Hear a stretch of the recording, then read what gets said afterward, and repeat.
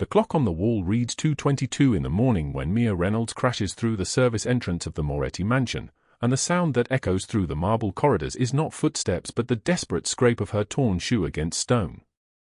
Rain has soaked through her grey coat, the fabric clinging to her shoulders like a second skin made of ice. Blood seeps through the weave near her left shoulder blade where Anthony Marchetti's fist connected 3 hours ago, his knuckles leaving a mark that will bloom into purple tomorrow. If there is a tomorrow. She clutches an eviction notice in her trembling hand. The paper is damp from the rain but the red ink remains visible. 12 days. The number blurs as her eyes fill with tears she cannot afford to shed. $85,000 owed. $85,000 that might as well be $85 million because she has $78 in her pocket and nothing else. Not a single piece of collateral. Not a single person to call. Just a basement apartment in a neighborhood where the walls sweat and a 7-year-old girl named Emma sleeping on a mattress that shifts when the water main floods. The marble floors of the Marchetti mansion are so polished they reflect the chandelier suspended 3 stories above like a frozen constellation. Mia's wet footprints track across the white stone, and the sound of her breathing is loud in the silence. Too loud. Panicked. Like a wounded animal that has stumbled into the den of a predator. 2 men in black suits stand near the entrance to what appears to be a study. One is tall and lean with sharp eyes, his name is Marco. The other, Gino, has shoulders broad as a doorway and a scar that cuts through his left eyebrow. Their hands move toward the concealed weapons beneath their jackets in the same fluid motion, but neither draws. They simply stand there, frozen like statues, staring at this soaking wet woman who has violated the sanctity of the Marchetti fortress. Behind them, a man rises from a leather chair. Salvatore Marchetti is 6 feet 3 inches tall, his frame built like the architecture of his empire, solid and calculated and impossible to move. His hair is salt and pepper, darker at the temples where age has silvered only the very edges. His face carries a scar that runs from the corner of his left eye to his jaw like someone once tried to slice away his ability to see and only partially succeeded. He wears a white shirt, unbuttoned at the throat, and the kind of suit that costs more than Mia's annual salary. Around his wrist sits a gold watch heavy enough to be a weapon. Salvatore Marchetti was reviewing financial documents when she entered, papers scattered across a mahogany desk worth more than her entire life. But now he stares at the bleeding stranger, and there is something in his eyes that is not anger. Not yet. First comes calculation. Then comes the question. "Who are you?" he says, his voice like velvet poured over stone, "and why are you bleeding on my floor?" Mia's vision blurs. She can feel the cold spreading through her limbs now, shock setting in, her body beginning to fail under the weight of terror and exhaustion and the simple fact that she has nowhere else to go. No one else to turn to. She has already burned through every friend, every family member, every connection that might have offered shelter. This mansion is the last option because it belongs to a man she does not know, a man whose name she knows only from whispered conversations in grocery stores and news reports about federal investigations that somehow always collapse. "I'm sorry," she whispers, and her voice trembles like a candle in wind that has not yet blown it out. "I'm sorry, I didn't know where else to, they were going to kill him. I couldn't watch. I just couldn't watch." Blood drips from her shoulder and hits the white marble, a single crimson dot that spreads into a bloom. Marco steps forward, his hand already reaching for her, but Salvatore raises one hand in a gesture so subtle it is barely visible. The effect is instantaneous. Marco withdraws. Gino does not move. Even the air in the room seems to obey. "Who were going to kill who?" Salvatore asks, and he moves toward her, his movements controlled and deliberate like a man who has never rushed toward anything in his life because everything rushes toward him instead. "The shopkeeper," Mia says. "Warehouse district." There were 4 men in a back room and he owed money and they were going to, her knees buckle. The world tilts sideways. She reaches for something to grab but there is nothing, only the polished air of a mansion where nothing is meant to be touched, and then the floor rises up to meet her. She collapses onto the marble before Salvatore can reach her, her body hitting stone with a sound like a door closing. In that moment, Marco and Gino exchange a look that passes between them like electricity. In 15 years of working for Salvatore Moretti, neither has ever seen him move to catch a stranger. Neither has ever seen him lower himself to his knees beside a bleeding woman on his floor and check for her pulse at her neck with a gentleness that seems surgically removed from the man they know. "Get water," Salvatore says. "Get the medical kit from the upstairs bathroom. Marco, call Dr. Benedetti and tell him to be ready. Now." They move. Trained. Silent. But as Marco reaches for his phone, he cannot shake the feeling that something fundamental has shifted in the architecture of their world. Something that cannot be rebuilt. Mia's eyes close. Her breathing slows. And in the shadows of the mansion, in the corners where the chandelier light does not reach, there is a truth that will not be revealed until much later. But Salvatore Moretti knows it already.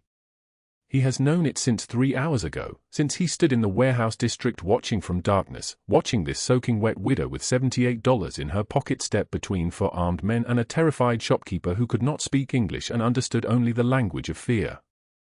He watched her put herself in front of a stranger like she was willing to trade her own life for his. He watched her take a punch meant for that man, her body absorbing violence like an act of grace. And in that moment, standing in the shadows while the rain fell around him like bullets made of water, Salvatore Moretti understood something he had not understood since the day his own son was stillborn, since the day the nursery upstairs was frozen in time and the world learned that not all prayers are answered.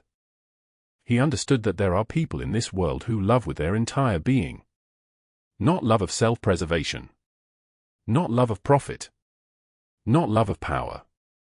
Love as an act of war against the darkness. The title of this story unfolds across the screen in letters made of light. Mafia boss's son was born disabled. Until the poor nanny did the impossible. Before we continue with what happens next, drop a like if this story is already hitting you in places you did not expect. Share it with someone in your life who needs to know that miracles are real and they wear human faces. Subscribe to this channel so you do not miss what comes tomorrow. The next 15 minutes will change how you see love, how you see power, how you see what it means to matter to someone. Now let us go back. Let us go back to 14 hours earlier, when Mia Reynolds woke up in a basement apartment that smelled like mold and the specific desperation of people who have already lost everything and are waiting for the final bill to come due. The basement apartment smells like mold and the specific desperation of people who have already lost everything and are waiting for the final bill to come due. Mia Reynolds sits at a wobbly kitchen table at 8:38 a.m. on a Tuesday, her fingers moving across 6 crumpled bills and scattered coins, counting the same money she counted yesterday and the day before, hoping mathematics has changed overnight and miracles work through addition. They do not. $78. That is all that stands between her and nothing.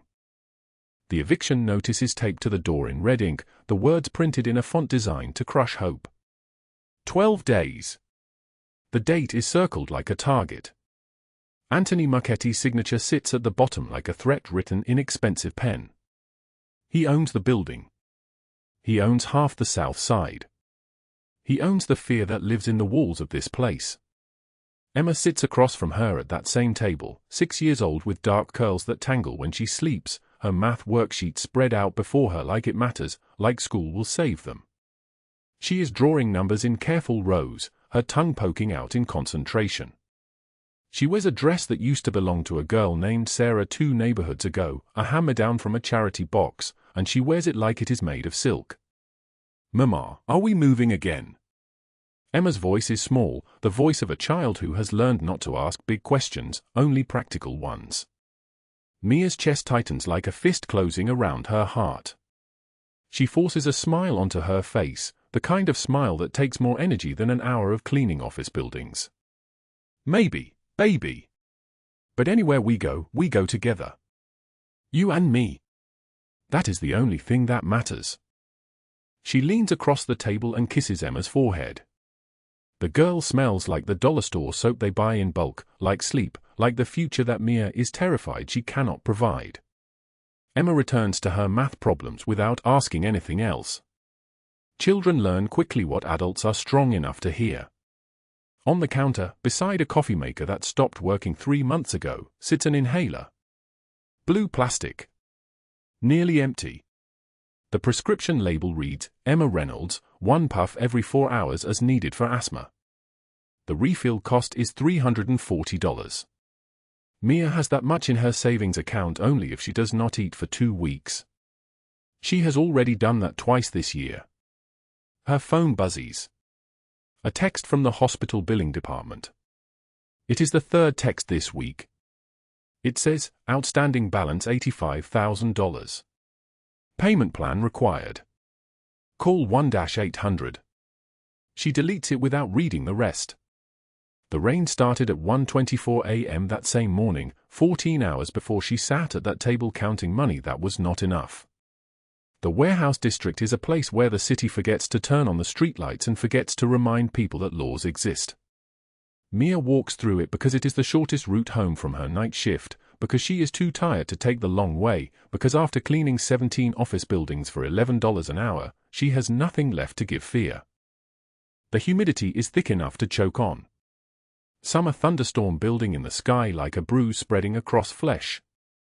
She walks with her shoulders forward and her eyes down, a woman trying to become smaller, trying to disappear into the pavement itself. The shouting reaches her first. Not words. Just the sound of violence taking shape in the dark. Male voices. Angry. Someone begging in broken English. Please, please, I have granddaughter. She needs. Mia stops. She should keep walking. Every survival instinct tells her to keep walking.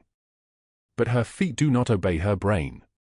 Mr. Chen's corner store is 2 blocks away, windows dark except for the neon Budweiser sign that has not worked in months. 4 men stand outside it. 1 man stands in the center like he owns the air around him. Expensive suit, charcoal gray, tailored to fit across broad shoulders. White dress shirt unbuttoned at the collar, showing the dark hair on his chest like a declaration of power. Gold watch on his wrist that costs more than the entire contents of Mia's apartment. His hair is black and combed back from his face. His smile is the smile of a man who has never heard the word no. Anthony Marchetti. The landlord. The man who signed the eviction notice with red ink and casual cruelty. Mr. Chen is 70 years old, maybe older, his back bent from decades of working, his hands trembling as he holds them up in front of his face. Please, he says again, and the word breaks across syllables like he is not sure English words will save him. 2 months, yes, but my granddaughter is sick. Hospital is expensive. I have next month. I promise next month. Marchetti laughs. It sounds like glass breaking. Old man, I have heard that promise 6 times. I am done waiting. He steps forward and backhands Mr. Chen across the face with the casual velocity of a man who knows no one will stop him. Mr. Chen's glasses fly off. His body crumples against the storefront window like a puppet with its strings cut. Something happens inside Mia. Something cold and dangerous stirs in her chest. She does not think. She does not calculate the cost. She does not remember that she has 12 days before her apartment is no longer hers. She simply moves. She steps between them.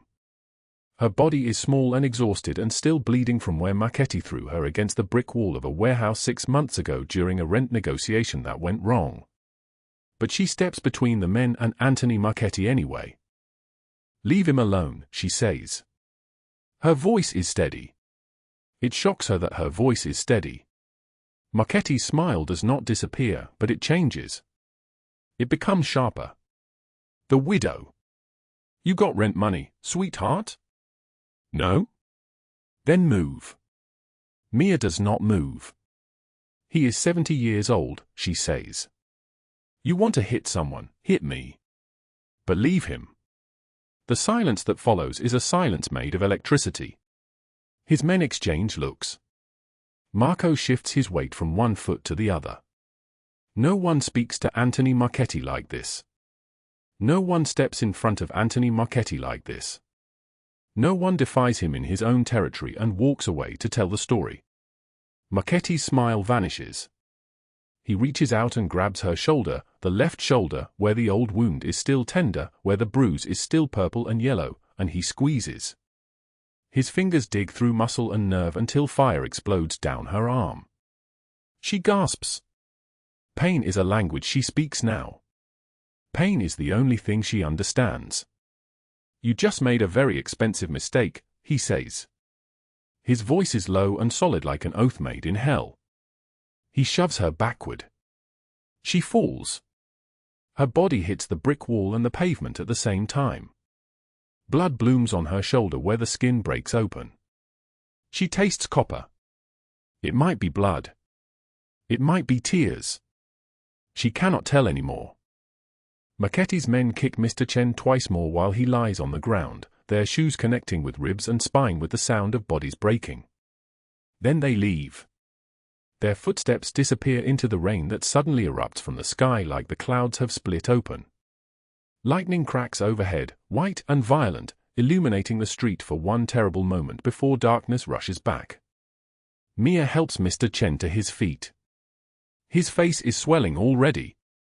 His eye will be purple by morning. She helps him inside the store and he collapses into a chair behind the counter, his hand still shaking, his breath coming in short gasps. She takes a clean cloth from the back room and holds it to his face. She does not call the police. The police do not come to the warehouse district. The police do not protect people like them. By the time she helps him, by the time she makes sure he has water, by the time she walks back out into the street, nearly 30 minutes have passed. The rain has become torrential. It falls in sheets that blur the world into watercolor shapes. 3 blocks away, parked in the shadow of an abandoned factory, a black Mercedes sits with its engine running. Inside, Salvatore Marchetti sits in the back seat, watching the warehouse district through tinted windows that make the night darker. He is 6 feet tall, broad-shouldered in a way that suggests old violence, old power. His suit is black and costs more than a year of Mia's old rent. His white shirt is open at the collar. His hair is dark, silvered at the temples, combed back from a face that has learned to show nothing. A scar runs from the outside corner of his left eye to his cheekbone, thin and white, like something cut him once and his face refused to bleed. He is 47 years old. He looks like the kind of man who has seen things that would break ordinary people. His eyes are grey, the color of a storm, and they are watching Mia Reynolds limp away from the store. Marco sits in the driver's seat, his hands on the steering wheel, his eyes in the rearview mirror, watching his boss watch the woman. In 15 years of working for Salvatore Marchetti, Marco has seen him orchestrate the destruction of families, seen him order men into darkness they did not return from, seen him build an empire on the foundation of other people's fear. He has never seen him watch anything the way he is watching this woman. "Boss," Marco says carefully, because some words require care, that is Marchetti's territory. "You want me to?" Salvatore raises one hand. It is a gesture so small it barely moves the air, but it silences Marco completely. "No," he says. His voice is deep, measured, like thunder that rolls across the earth and makes the ground remember it is small. "Just watch." And so Marco watches his boss watch a widow in a soaked dress help an old man to his feet, watch her limp away in the rain, her shoulder bleeding, her body moving like she is broken but not willing to stay down. He watches Salvatore's jaw clench. He watches his boss's hands form fists and then, slowly, carefully, release. What Salvatore Marchetti does not say out loud, what he does not need to say because his eyes have already revealed it, is that he lost a son 8 years ago. A boy who was never born, who arrived too early and arrived without breath, a boy the doctor said was born with severe disabilities, born with a body that would not survive the world. The boy was going to be named Michael. The boy was going to be his. The nursery on the 3rd floor of the mansion on Lakeshore Drive is still painted yellow. The crib is still made up with white sheets that have never been slept on. The mobile hanging from the ceiling still shows the same carousel horses, frozen in eternal rotation. Salvatore enters that room once, maybe twice a year, on the day Michael was supposed to be born, and he stands in the doorway and he does not cry. He never cries. But his hands shake for 3 hours afterward, and Marco knows not to speak to him on those days. But watching Mia Reynolds in the rain, watching her bleed for a stranger, watching her refuse to disappear when the world told her to vanish, something shifts inside him. Something that has been locked away since the day his son was stillborn moves in his chest like a caged animal testing the bars of its cage. The lightning flashes again. For one moment, Salvatore sees her face clearly. She is not beautiful in the way that magazine covers require. She is beautiful in the way that broken things are beautiful, the way cracks let the light through. Her eyes are dark brown, almost black in the rain, and they are burning with something that most people spend their whole lives trying to extinguish. She is burning with the refusal to accept that the world is darkness and cruelty and that you are powerless in it. She is burning with love. Not love for herself. Love for an old man she does not know. Love as an act of war against the darkness itself. The Mercedes pulls away into traffic. Marco drives in silence. Salvatore does not speak, and when Salvatore does not speak, the entire city learns to hold its breath. But in his mind, he is already making calculations. He is already deciding. He is already moving toward a future that has not been written yet, like a man walking toward his own reflection in the dark. The leather couch beneath her is softer than any bed Mia Reynolds has ever slept on, and when her eyes open to the pale blue light of dawn filtering through windows the size of her entire apartment, she forgets for exactly 3 seconds that her life is still falling apart. Then the pain arrives. Her shoulder throbs where Anthony Marchetti's fist connected, a deep ache that radiates down her arm like poisoned electricity. She tries to sit up. A voice from across the room stops her. "Don't move yet." Dr. Ramos sits in a leather chair beside a mahogany desk lined with books that cost more than her monthly rent. He is in his late 50s, with silver threading through his dark hair and the calm, measured presence of someone who has seen every kind of human damage. He wears a white coat over expensive slacks. His hands, folding a medical chart, are steady. "Your rotator cuff is badly bruised but not torn," he continues. "You were fortunate. Another inch and he would have dislocated your shoulder." He nods toward her arm, now bandaged with professional tape. "The wound cleaned, no infection risk. You'll need to limit movement for 5 to 7 days." Mia's breath comes shallow. "Emma. I have to. Where is? Your daughter is safe." The voice comes from the window. Salvatore Moretti stands with his arms crossed, silhouetted against the Chicago skyline stretching east toward Lake Michigan. In daylight, he is more intimidating than in shadow. He wears a black cashmere sweater, tailored trousers, a silver watch that catches the light. His dark hair shows threads of silver at the temples. His eyes are storm gray, the kind that have learned to cut through lies. A thin scar runs from his left eye to his cheekbone, a map of violence survived. Marco brought her here 20 minutes ago. She's sleeping upstairs. Rosa is with her. The air in Mia's chest loosens fractionally. "I don't understand. How did you even know where to find?" "I know who you are, Mrs. Reynolds." Salvatore turns from the window. His voice is deep and solid like an oath. "I know what Marchetti attempted tonight. And I know about your husband." Mia stares at him, her mouth dry. No one knows about David. No one knows she's been alone since the construction accident. No one knows about the medical debt that has metastasized like cancer through her finances. No one knows she's 3 days away from choosing between paying rent and buying Emma's asthma medication. "I don't understand why you would help me," she whispers. Salvatore moves to the desk and pours 2 glasses of water from a crystal pitcher. He hands one to her. His fingers do not touch hers, but the proximity makes her skin electric with something she cannot name. "Because you stepped between for armed men and a stranger. Because you had nothing and risked the little you had left. That means something." Dr. Ramos stands, closing his chart. "I'll check on your daughter. Rest the shoulder." He leaves quietly, closing the study door with a soft click. The mansion study is a cathedral of leather and wood. Floor-to-ceiling shelves line 3 walls. A chandelier overhead casts amber light across mahogany furniture worth more than her car. Security cameras blink red in two corners. She can feel the weight of this place, the gravity of Salvatore's world pressing down on her like deep ocean.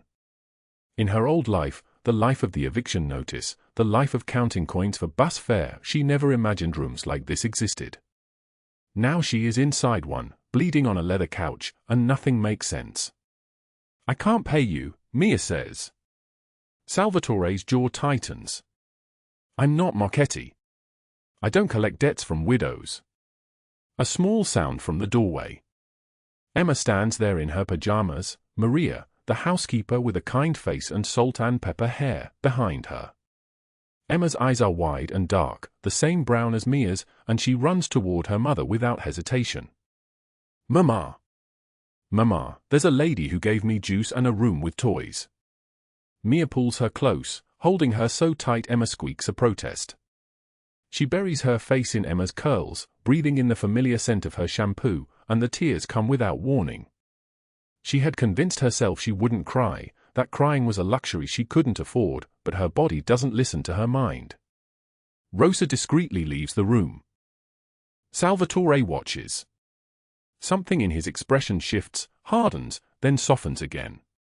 For just a moment, he looks like a different man. A younger man. A man who has lost something he will never recover. The moment passes.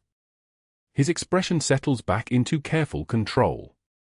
"You'll stay here tonight," he says. "Tomorrow we discuss what happens next with Anthony Marchetti." Morning arrives with light so bright and clean it feels like a rebirth. Mia wakes in a guest bedroom larger than her entire apartment, Egyptian cotton sheets soft as clouds against her skin, Emma sleeping soundlessly beside her with her thumb in her mouth. Sunlight spills through floor-to-ceiling windows. For 5 seconds, she lets herself pretend this is her life now. Then reality reasserts itself. She has to leave. She has to get Emma back to school. She has to figure out how to survive the next 12 days when her eviction notice sits in a drawer with red ink screaming the deadline. A knock on the door. Rosa enters with a silver tray, eggs, toast with butter, orange juice in a glass that probably costs more than her weekly groceries. "Mr. Moretti requests your presence in the dining room at 9 o'clock, Signora." Mia bathes Emma, combs her curls, and finds clothes laid out on the bed in exact her sizes. How he knows her measurements, she doesn't ask. Fear and gratitude are tangled so tightly she can't separate them. The grand staircase descends into a foyer with marble floors and a chandelier that casts fractured light across everything. The dining room is all mahogany and wealth. Salvatore sits at the head of a table long enough to seat 20 people, the Chicago Tribune folded beside his coffee. Marco and Gino stand against the wall like statues carved from shadow. They wear suits that cost more than Mia's rent, and they watch her descent with expressions that give nothing away. Salvatore gestures to a chair. "Sit. Eat." Emma stares upward at the chandelier, mesmerized. Mia sits, her hands trembling slightly as she reaches for toast she doesn't want. The quiet is enormous. "Tell me about the $85,000, Salvatore says. It is not a request. Mia's throat closes. "My husband David died 18 months ago. Construction accident. No insurance, no workers' compensation. The hospital bills, the funeral costs, rent while I grieved instead of worked. $85,000 total. I've been making payments, $500 a month, but 3 months ago Anthony Marchetti's company bought the debt at a discount and..." She can't finish. The shame of it clogs her throat. "And he suggested alternative payment methods," Salvatore finishes. His voice could cut glass. Mia nods, looking at her plate. "Anthony Marchetti is a cockroach," Salvatore says. "He buys distressed medical debt from hospitals and weaponizes it against vulnerable women. You're the 4th this year who has approached me for protection. The others I could only give money to. Distance. A new name. A bus ticket out of Chicago." He leans back in his chair. "But you didn't ask for that. You asked for nothing. you simply stepped between him and a stranger. Emma coughs. The sound is wet, rattling, the sound of her asthma when the medication runs thin. Mia's entire body goes rigid. Her inhaler. I left it at the apartment. I have to. Rosa appears as if summoned by prayer. She holds Emma's inhaler. Mia administers it with shaking hands, watching her daughter's breathing ease, the panic subsiding.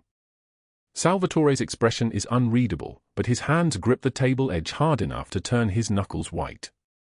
Later, in his study, with Emma watching cartoons in a library down the hall, Mia sits across from Salvatore's desk. He slides papers toward her. The letterhead is from his attorney. The numbers make her vision blur. I'm buying your debt from Marchetti, Salvatore says. $85,000. You owe me nothing. The room tilts. I don't understand. What do you want from me? He stands, moves to a cabinet, pours amber liquid into a crystal glass. I want you to work for me. As Emma's nanny, and to help my staff with the children of visiting associates. $4,000 a month. Room and board included. You would live here. Mia's mouth opens and closes like a fish pulled from water. $4,000? That's not possible. I'm not qualified. I don't have references or certifications or... You're qualified enough, he says. His voice is final as a door slamming. What she does not know is that upstairs, in the locked nursery on the 3rd floor, dust covers a white crib that was never slept in. Carousel horses painted on the ceiling rotate silently, eternally, above a room that has been frozen in time for 8 years. Salvatore enters that room once a year, on August 12th, the day Michael was supposed to be born. He stands in the doorway. He does not cry. But his hands shake for 3 hours afterward, and Marco knows not to speak to him on those days. 3 blocks away, in an office downtown where gold fixtures gleam like teeth, Anthony Marchetti learns that his debt has been purchased. The call comes through Marco's phone.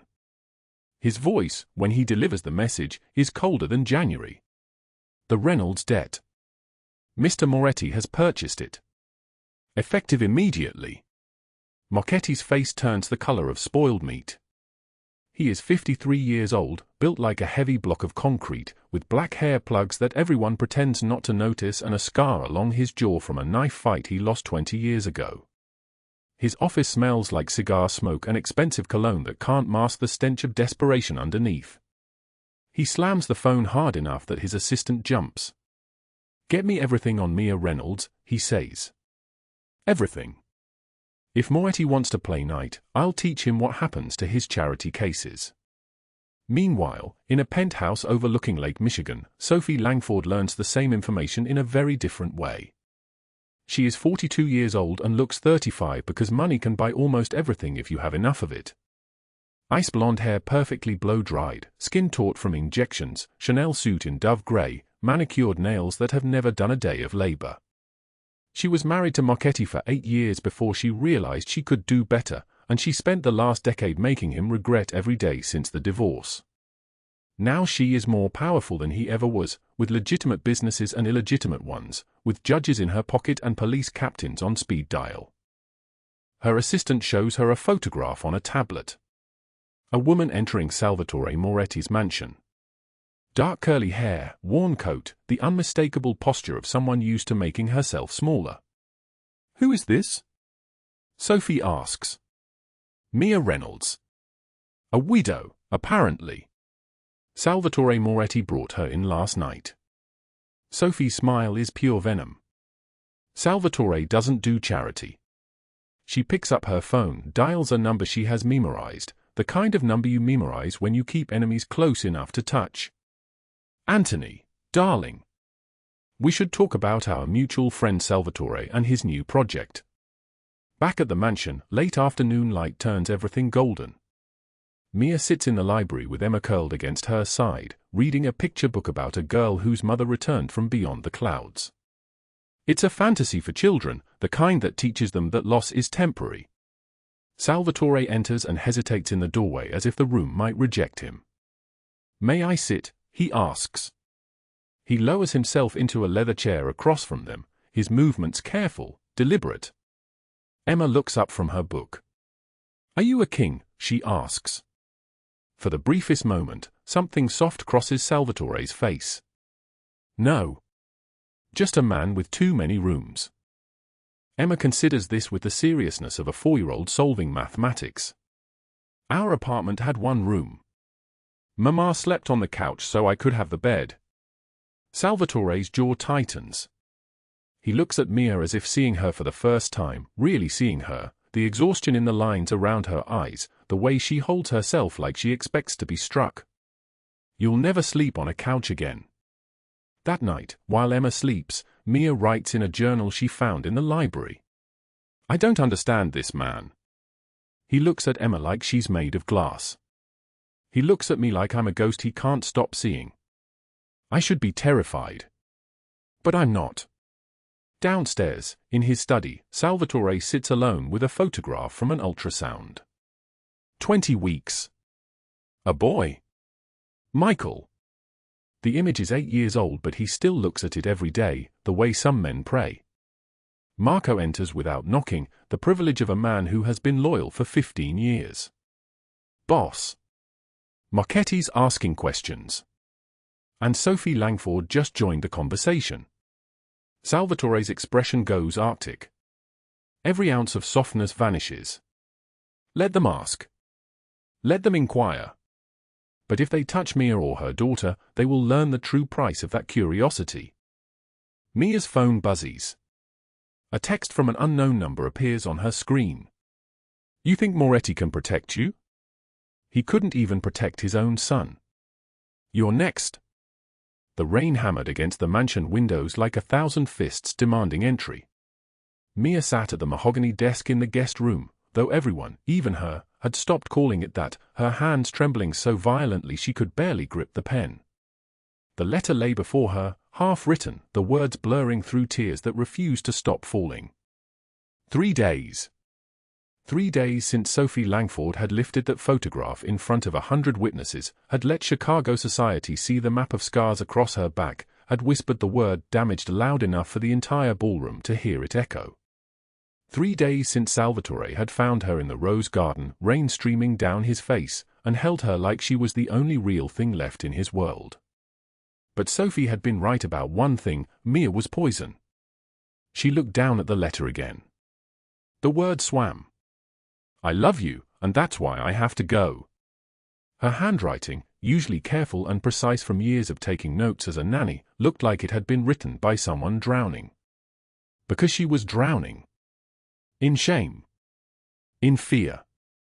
In the terrible knowledge that every moment she stayed in this mansion, Salvatore became more vulnerable. Thunder cracked overhead, splitting the sky like a wound. Mia folded the letter with numb fingers and placed it on the pillow. She moved like a ghost through the darkness, gathering the few belongings she and Emma had accumulated. A stuffed rabbit. A children's book with worn pages. The hairbrush Emma had chosen at the drugstore, pink plastic with white flowers. These small treasures that represented the only stability her daughter had ever known. She lifted Emma from the bed. The child slept deeply, that exhausted sleep of someone who had finally stopped waiting for disaster, finally believed she was safe, and wrapped her in the quilted blanket Salvatore had bought without asking anyone's permission. 400 thread count Egyptian cotton, worth more than Mia had spent on bedding in her entire life. The hallway stretched before her, shadows and silence. Her heart hammered against her ribs like it was trying to escape her chest. The back staircase. That's where she'd go. Not the main entrance where the security cameras tracked every movement. The service stairs. The way servants were meant to disappear. But as her foot touched the landing, as she turned the corner toward the back corridor, a figure materialized from the darkness. Salvatore stood in the hallway, rain dripping from his hair, his white shirt soaked through and clinging to his chest. His eyes were swollen, red-rimmed, and Mia realized with a shock that he had been crying. She had never seen him cry. In 15 years of ruling Chicago's underworld, Salvatore Moretti did not cry. "You were going to leave without saying goodbye," he said. "Not a question. A statement of fact, delivered in a voice that sounded like something breaking. Mia's throat closed. Salvatore, No.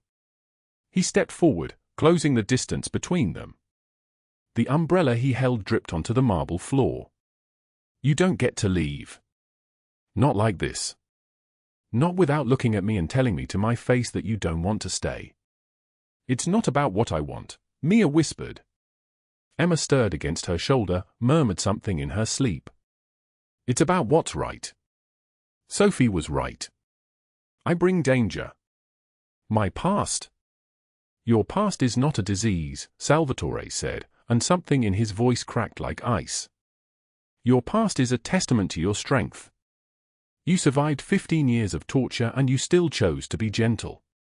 You chose to love. That is not damage, Mia. That is miracle. He reached out and took the letter from her shaking hand. She didn't resist. He unfolded it, his dark eyes scanning the words she had poured into the paper like blood. When he looked up at her, something in his face had transformed into something raw and terrifying in its honesty. I love you too, he said. And I don't care what Sophie says. I don't care what anyone in Chicago says. I care about the fact that when you walked into my life, soaked in rain and bleeding from a wound that wasn't yours, you stood between a stranger and violence because that's who you are. You are not broken. You are not poison. You are the strongest person I have ever known. He closed the distance between them and kissed her. It was desperate and gentle at once, like he was trying to convince her that she was real, that she was worth keeping, that she was worth the risk of loving. When he pulled back, his forehead touched hers. You're staying. Emma is staying. And anyone who has a problem with that is going to learn what it means to cross Salvatore Moretti. Something shifted in Mia's chest. Something that had been locked away since the day her father first raised his hand to her, something that had stayed closed through years of marriage to a man who couldn't save her, something that had remained sealed even through these days in Salvatore's mansion. It opened. Like a door in a wall she thought was permanent. Okay, she whispered. Okay. At exactly 6:56 a.m., while the city still slept, 12 men in tactical gear moved through the pre-dawn darkness like shadows. Black boots on concrete. Weapons checked and rechecked. Each man a trained instrument of controlled violence. Salvatore led them, his expression carved from something harder than stone. The elevator rose silently. The hallway stretched before them, empty and waiting. When they reached the penthouse door, Marco sliced the lock with a tool that cost more than some people's cars, and they moved inside without a sound. Anthony Marchetti woke to the feeling of a gun barrel against his temple and Salvatore's voice, soft as prayer and twice as deadly. You touched her? Marchetti's eyes snapped open. In the darkness, he could see the silhouettes of armed men, could feel the weight of a hand pressing down on his chest, keeping him pinned to the mattress. I didn't know she was. Marchetti's voice came out as a whimper. It doesn't matter who she belongs to, Salvatore said. She's human. That should have been enough. They dragged Marchetti from the penthouse in nothing but boxers and a fear so profound he had stopped being able to form words. The rain had stopped, leaving the street slick and gleaming under the streetlights. A black SUV waited with its engine running. Inside the vehicle, with Marco on one side and Gino on the other, Marchetti began to understand the true nature of his mistake. Not the violence. Violence, he could comprehend.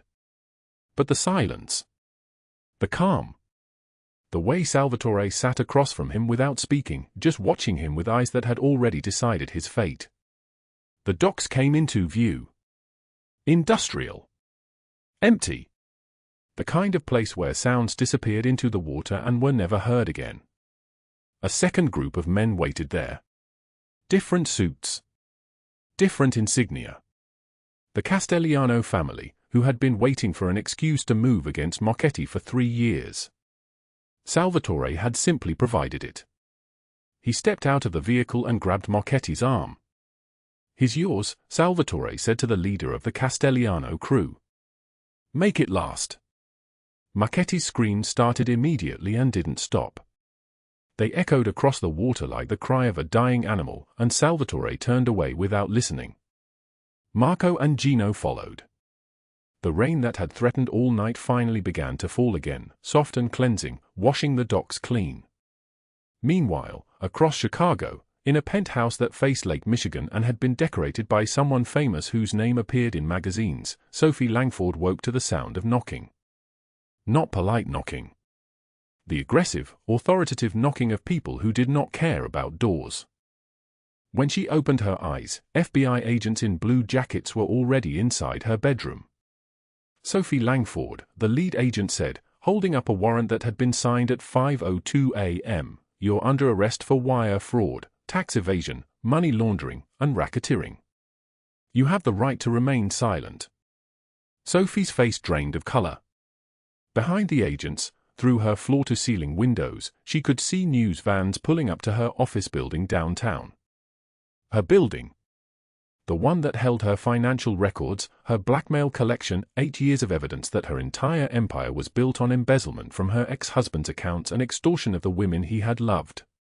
By 9:06 a.m., every society page in Chicago was running the headline. By noon, national news had picked it up. By evening, her photograph, disheveled, mascara running, hands cuffed in front of her, appeared on screens across America. The federal prosecutor, who had been Salvatore's surprise gift to the investigation, announced that Ms. Langford would be facing 40 years in federal prison. Her assets were frozen. Her reputation was ash. The woman who had spent her entire life weaponizing humiliation had become its most famous victim. In the mansion, Mia watched the news coverage with a calm she didn't fully understand.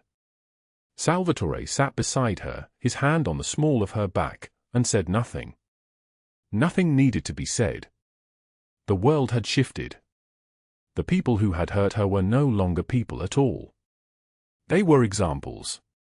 They were consequences.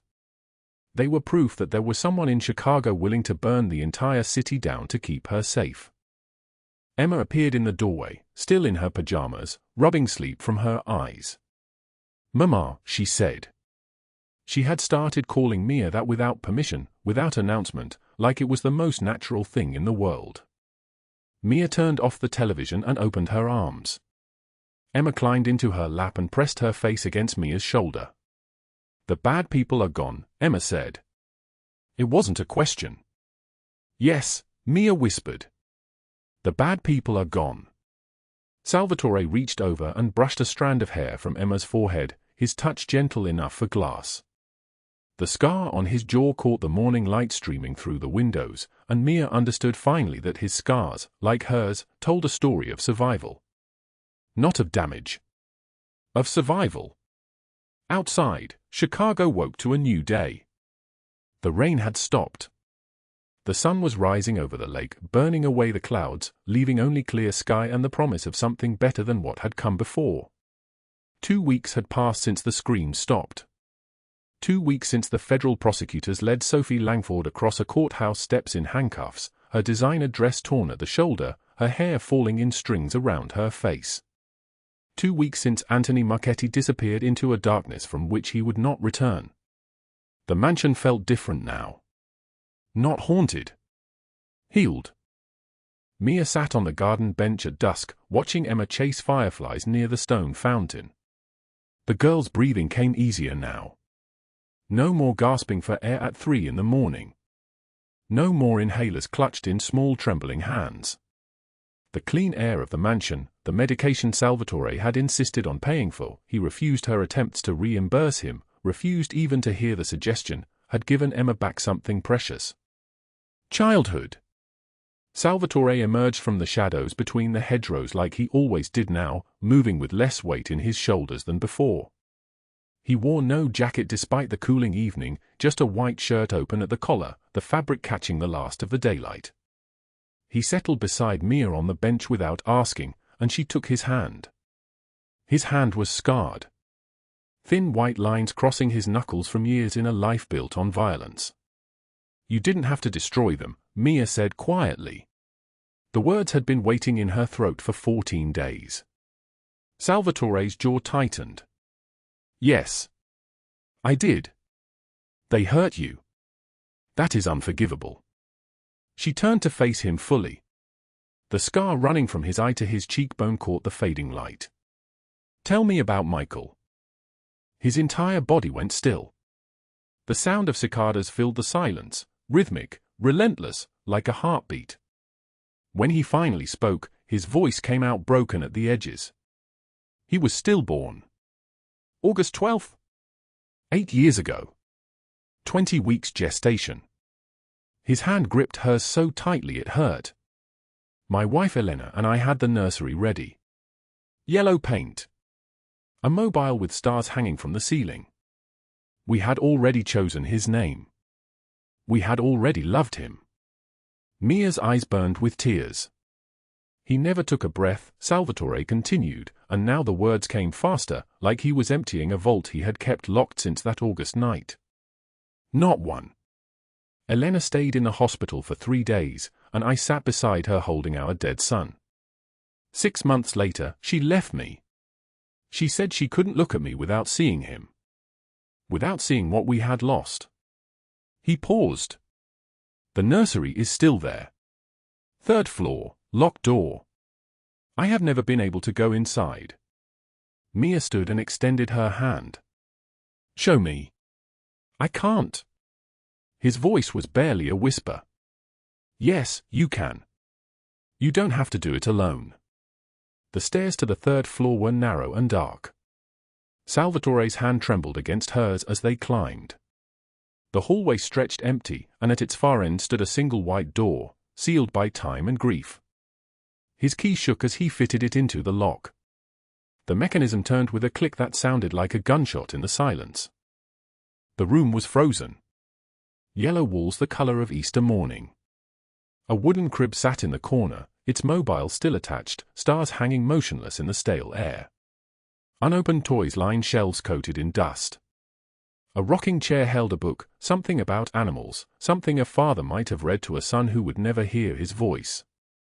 Salvatore stood in the doorway, tears streaming silently down his face. Not dramatic tears. Not shaking sobs. Just tears, falling steady and endless, the tears of a man who had held his grief so tightly for so long that releasing it felt like drowning. Mia entered the nursery and placed her hand on the crib rail. The wood was smooth, polished, waiting. He would have been lucky to have you as a father, she said. Salvatore's voice broke into pieces. I couldn't protect him. I have spent 8 years protecting an empire, and I couldn't protect my own son. Mia turned to face him fully, and in the yellow light of that frozen room, she looked like something holy. Some things we cannot protect against. But you can honor him by protecting others. You protected me. You protected Emma. That is what Michael's legacy can be, all the lives you save in his name. Salvatore collapsed into the rocking chair, and his shoulders heaved. Mia knelt before him and pulled him against her chest, and he wept like a child, like a man who had finally set down something too heavy to carry alone. Emma appeared in the doorway, silhouetted against the hallway light. She walked into the yellow room without hesitation and climbed into Salvatore's lap, pressing her small body against his heaving chest. It is okay to be sad, Mr. Marchetti, she said, her voice carrying that uncanny wisdom children sometimes possess. Mama says sometimes crying makes the hurt smaller. Salvatore held the living child and mourned the one he had lost. His men did not see him like this. His rivals did not know that the most dangerous man in Chicago could break. But here, in this yellow room, in the presence of a widow and a girl, something in him began to heal. Not quickly. Not completely. But enough. Later that night, Mia and Salvatore sat on the mansion's balcony, the city lights spreading beneath them like fallen stars. She turned to him and said, in the cold open of this story, you told me something. You said I did the impossible for your son. But you don't have a son anymore. Michael is gone. Salvatore's eyes moved to the garden, where Emma was visible through the dining room windows, drawing something at the table with Rosa hovering nearby. His expression shifted. Transformed. Became something Mia had never seen before. Yes, I do, he said. I have her. Emma is my daughter now. You gave me something I thought I would never have, a chance to be the father I always wanted to be. That is the impossible thing. You healed a part of me I thought was dead. He kissed her then, and she kissed him back, and through the windows, Emma giggled because Marco was making faces at her from the kitchen. The family that grief and courage had built, assembled in this mansion like something forged in fire. 6 months later, they married in the garden. The ceremony was small and private. Emma wore a yellow dress, intentionally yellow, matching the color of the nursery that was no longer a tomb but a shrine. The transformation had taken weeks. Photographs of Michael lined the walls now, a boy who never existed in this world but existed perfectly in their hearts. Emma's toys filled the shelves beside his, life and memory coexisting in that yellow room. Salvatore knelt before Emma on one knee, and Marco and Gino watched from the garden with the kind of expressions men wore when they were witnessing something they had not believed possible. He produced a small bracelet from his pocket. This was supposed to be Michael's, he said. Now it is yours. You are my daughter now, if you will have me. Emma threw her arms around his neck without hesitation. Yes, Daddy. Mia stood in her wedding dress and wept, because she had never believed that happiness was possible for someone like her. Someone with scars. Someone with nothing. Someone who had been hunted and broken and left for dead. Later, in the dark of their bedroom, Mia traced the scars on Salvatore's hands, thin white lines from fights, from years in a life built on violence. We are both covered in scars, she whispered. He traced the scars on her back, the map of her previous suffering, and his touch was gentle enough for glass. But we are not defined by them, he said. In the silence that followed, Mia understood the truth that had been waiting for her all along. She had thought her past disqualified her from love. She had thought her scars made her unworthy. But Salvatore had taught her that wounds are proof we survived. Surviving makes us warriors, not victims. The impossible thing she had done was not saving his son. Michael was beyond saving. The impossible thing was teaching a man who ruled through fear and violence that love does not require perfection. It requires courage. The courage to let someone see your scars and trust they will not weaponize them. The courage to stand between armed men and strangers. The courage to choose love when fear is easier. Anthony Marchetti learned that predators eventually meet something stronger. Sophie Langford learned that cruelty has a price that no amount of money can satisfy. And Mia learned that even in the darkest moments, when you think you have nothing left to give, love finds a way. Darkness cannot drive out darkness. Only love can do that. If this story moved you, like this video. Share it with someone who needs to remember that broken people can build beautiful things. Subscribe because tomorrow's story will remind you that redemption is always possible. Comment below, what impossible thing would you do for love? We read every comment. You matter to this community. Thank you for staying with us until the very end.